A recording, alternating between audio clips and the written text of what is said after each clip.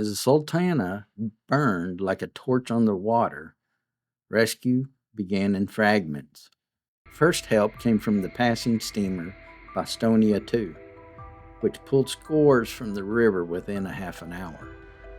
Drifting survivors floated past Memphis, calling out in the dark and alerting Navy gunboats like the USS Essex and the USS Taylor. Small skiffs launched from the wharf, plucking men from the current one by one. Streamers, Silver Spray, Jenny Lind, Pocahontas, and others joined the effort, their crews working through the night. On the Arkansas shore, former Confederate land, civilians like ex-Confederate soldiers rode out repeatedly, saving nearly 100 Yankees. Hundreds were hauled to the Memphis hospitals wrapped in blankets.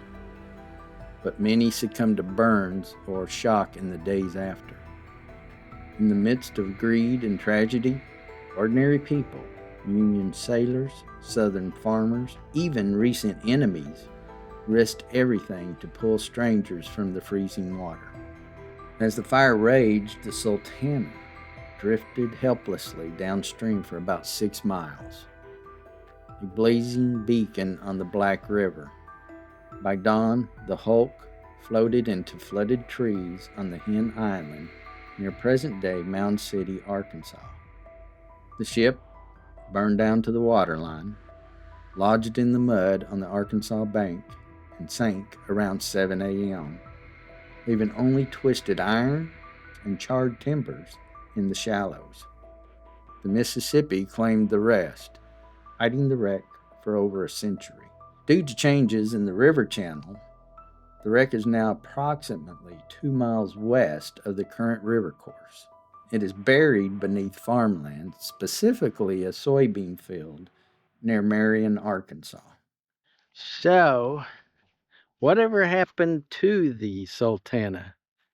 The Mississippi River just covered it up with silt and soil over time. And so it got buried under the Mississippi River, and the Mississippi River has changed course. So now, and it's actually been found, they've actually found it, but they're not telling people because they don't want people to mess with it. But I don't even know for sure.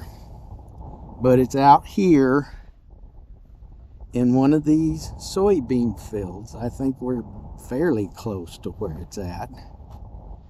And they have no plans of digging this thing up or nothing, because they kind of see it as a sacred place, like, I guess. But yeah, it's out here someplace.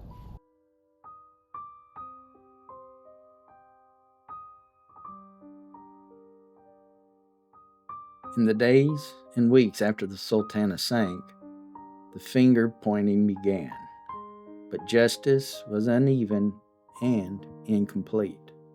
Remember Colonel Reuben Hatch, the quartermaster responsible for the corrupt deal with Mason and guaranteeing the massive load in exchange for a kickback? Well, he successfully evaded justice. Although official investigations named him most censorable, he was never brought to a courtroom.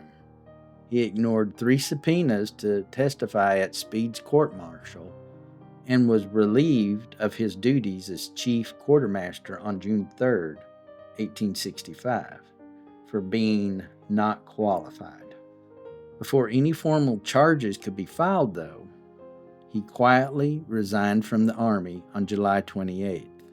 Since military courts at that time had no jurisdiction over civilians, Hatch slipped away. He couldn't be touched. He returned to Illinois, where he died from alcoholism in 1871, having completely escaped punishment. Captain George Augustus Williams, the West Point graduate who insisted on loading every prisoner onto one boat out of paranoia about bribery, faced no charges at all. His regular Army status and connections protected him.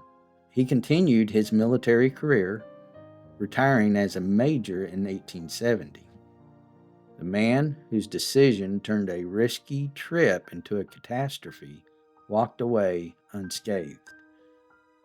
Captain Frederick Speed, the assistant adjutant general who handled the paperwork at Camp Fisk and initially resisted the loading, was the only one court-martialed. His trial began in January of 1866 in Vicksburg.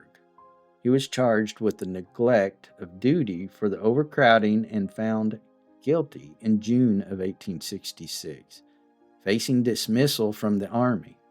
But Judge Advocate General Joseph Holt reviewed the case, overturned the verdict, and fully exonerated him, pointing out Speed had no direct role in placing men aboard and bore less responsibility than others. Secretary of War Edwin Stanton approved this reversal. Speed received an honorable discharge in September of 1866. He never returned north. Instead, he stayed in Vicksburg, becoming a lawyer and later served as a criminal court judge. So, in the end, no one paid a lasting price for the greed, the paranoia, and poor decisions that killed over 1,500 people. Hatch fled, Williams was shielded by rank, and Speed was scapegoated but cleared. The exact number of deaths remains uncertain, but the most recent research points to around 1,164 killed, though some historical estimates reach 1,500 all the way up to 1,800, surpassing even the Titanic's toll of 1,517. In the chaos of the explosion, fire, and the icy river, many bodies were never recovered. 4 years of civil war had left more than 700,000 dead. Cities laid in ruin, families were broken. Then, in the span of 2 weeks, the country watched Robert E. Lee surrender at Appomattox on April 9th, Abraham Lincoln shot in Ford's Theater on April 14th. On April 21st, Lincoln's funeral train left Washington, D.C., carrying his body and that of one of his sons on a 1,654-mile journey to Springfield, Illinois. The nation was still reeling, still searching for John Wilkes Booth, who died in a burning barn on April 26th, and still gripped by the massive manhunt for Confederate President Jefferson Davis, who had fled Richmond and was rumored to be racing south toward escape, with Union cavalry and detectives closing in across the Carolinas and Georgia. The hunt for Davis was front page news throughout late April. He was finally captured on May 10, 1865. On April 26, Confederate General Joseph E. Johnston surrendered his army to William T. Sherman at Bennett Place in North Carolina. It was the second largest Confederate capitulation of the war, the very day before the Sultana exploded. These cascading crises buried the Sultana story in news and the national consciousness. This is why the riverboat disaster in the South received so little sustained attention. The disaster faded from national headlines, eclipsed by all these events, and leaving only the survivors to carry the memory. Headlines screamed of peace, assassination, manhunt, revenge. Telegraph wires carried only the biggest stories.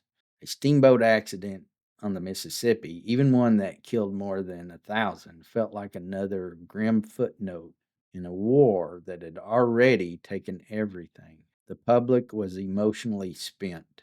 They wanted healing, not more bodies. Communication in the South was shattered. Telegraph lines were down, railroads destroyed, newspapers scarce. News from Vicksburg and Memphis crawled north very slowly. By the time it reached New York or Boston, the story was old news, buried beneath Lincoln's funeral train and the first fragile steps of Reconstruction.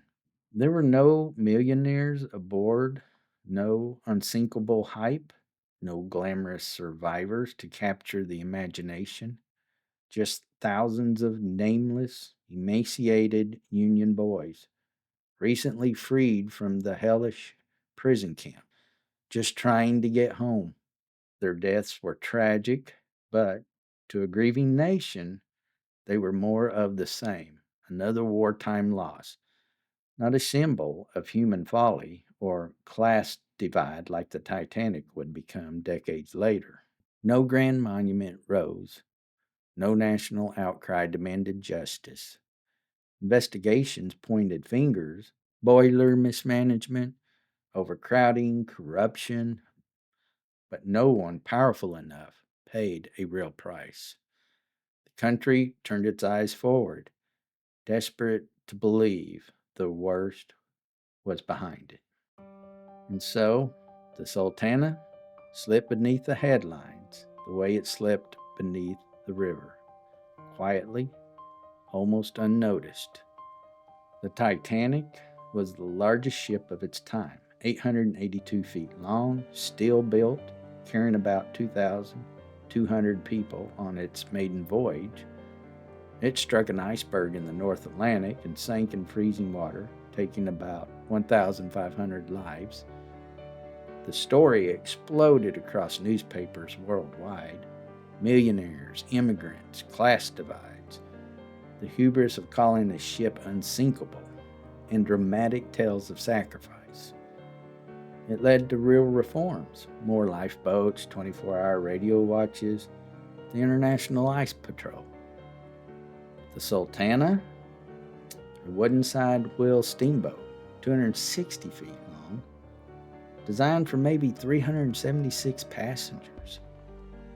On April 27th of 1865, she carried over 2,100, mostly emaciated Union soldiers fresh out of Confederate prisons like Andersonville, plus guards, crew, civilian horses, mules, and even a 200-pound pet alligator in a crate.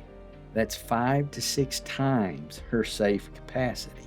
Estimates of the death toll range from 1,700 to over 1,800, higher than the Titanic's 1,500 in many accounts. Today, the Sultana Disaster Museum in Marion, Arkansas preserves their stories in a small but dedicated space, ensuring this forgotten tragedy, the worst maritime disaster in American history, is no longer lost to the river or time. We recently had the pleasure of visiting the Sultana Museum, a trip I'd been looking forward to for a very long time. The museum staff was incredibly knowledgeable and dedicated, happily answering all my questions. One woman I spoke with was particularly passionate and eager to share everything about the exhibits, which truly shows their commitment. At the time of this posting of this video, they are actually moving into a bigger and more modern building. If you're ever in the Marion, Arkansas or Memphis, Tennessee area, I would highly recommend checking out this museum. You won't regret it. Well, guys, that'll do it for this video. Hope to see you on the next one. And as always, thank you for watching.